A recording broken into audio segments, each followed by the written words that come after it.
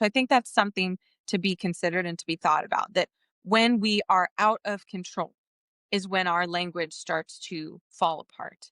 So if we want to be in control, I would argue our language needs to be in control as well.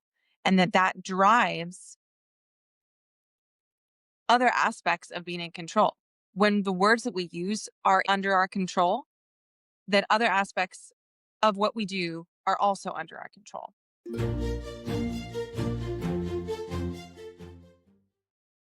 Hello and welcome to another Sanity Saver. I'm Madeline Carrico, and today's Sanity Saver is respectful language.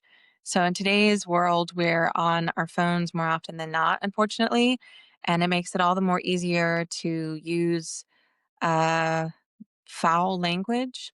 And especially in like comments on videos that people post. I got off Instagram for many, many reasons, but one of them was I was just tired of comments that were just full of foul language. And luckily, my YouTube account is still small. So I've only had a couple cases of people using foul language, but I've noticed that when people are full of anger, or even just like intense emotion, they really like to use the F word. And I really think that there's something to be said about that because there's way too much correlation between anger and the use of that word, the F word, that I think you all know I'm talking about. There's just way that they always seem to go hand in hand. There's always some sort of intense emotion going on that seems a little bit out of control. And that is kind of the main point, that I think when we're using foul language, we're out of control. And I'll admit, so when I like stub my toe or drop something and break it, the first word that sometimes will slip out of my mouth is SHIT.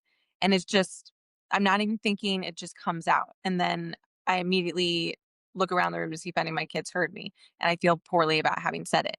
But it's just sort of, I don't know when that started for me, unfortunately, but it's just sort of this knee jerk reaction, and that word just sort of comes out. Uh, so I'm not pretending to be perfect in this.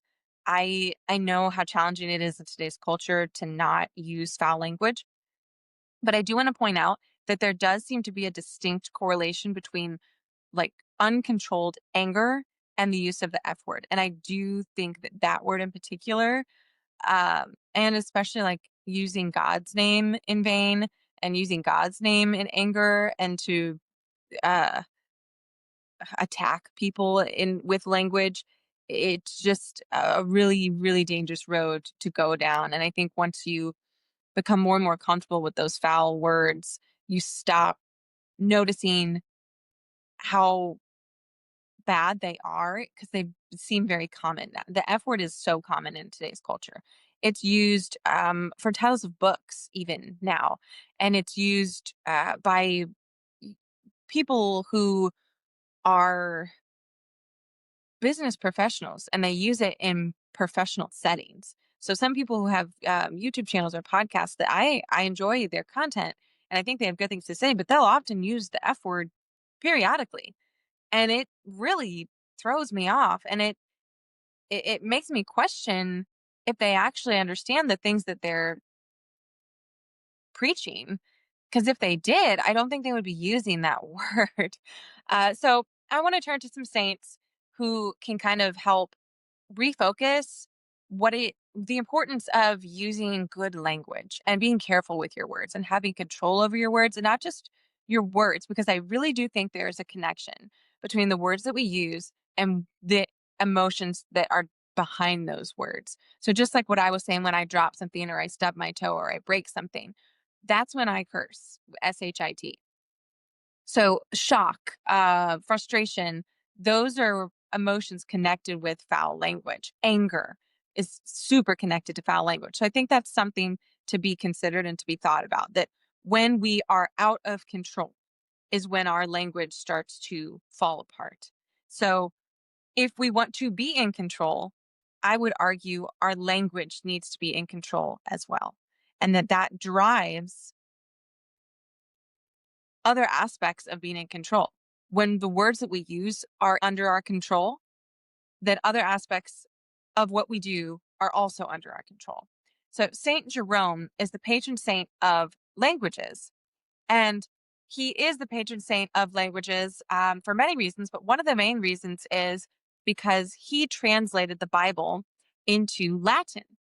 He also was a linguist and a scholar, but he was someone very dedicated to making the written word and biblical texts more accessible to people. So he's the patron saint of languages. So when you're looking to communicate through the written word and also just with your language, go to him, ask for his intercession. He's a great person to go to.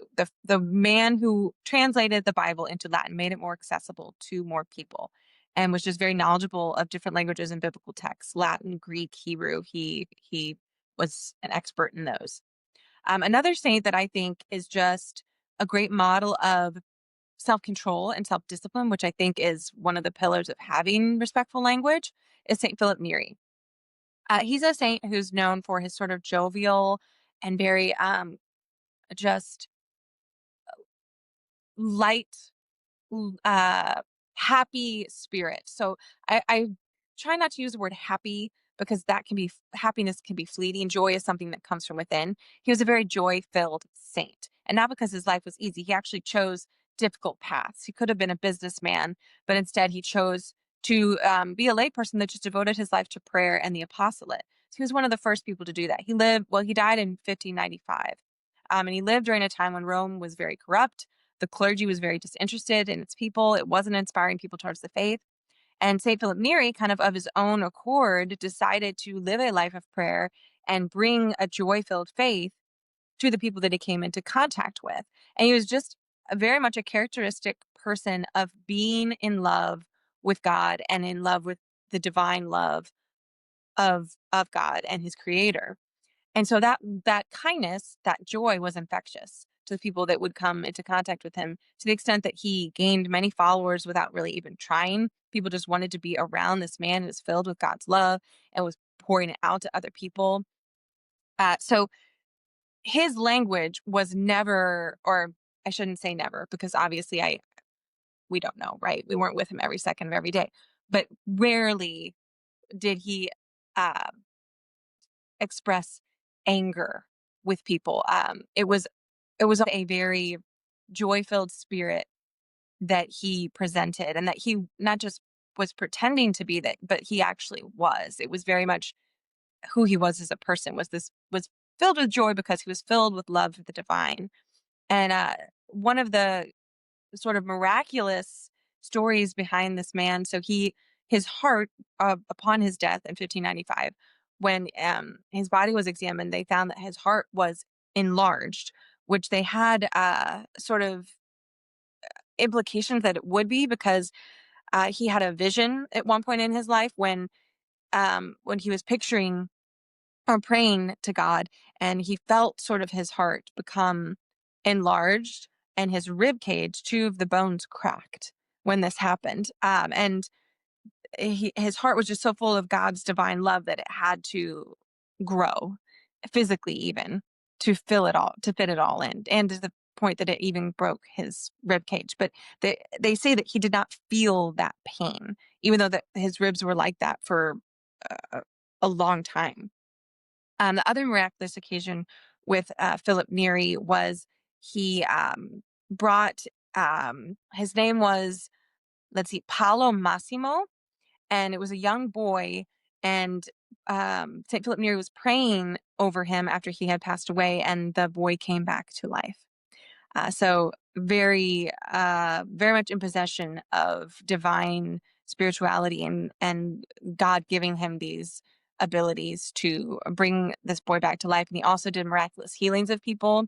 Even I think it was a Roman official, a nobleman, sorry, a nobleman was stabbed in the neck, and St. Philip Neri miraculously healed him. And then also a paralyzed man, he gave him the ability to walk. And he also was credited with multiplication of food to feed the hungry on several occasions. So these abilities divine abilities that were given to him by God that really demonstrated his saintly virtue. So I think a lot of times we think of saints as someone who is very much like melancholic and quiet and studious. Not always the case, and especially not with Philip Neri. He was very much a joke teller, uh, a a fun loving guy. He really enjoyed just enjoying life and not taking things too seriously.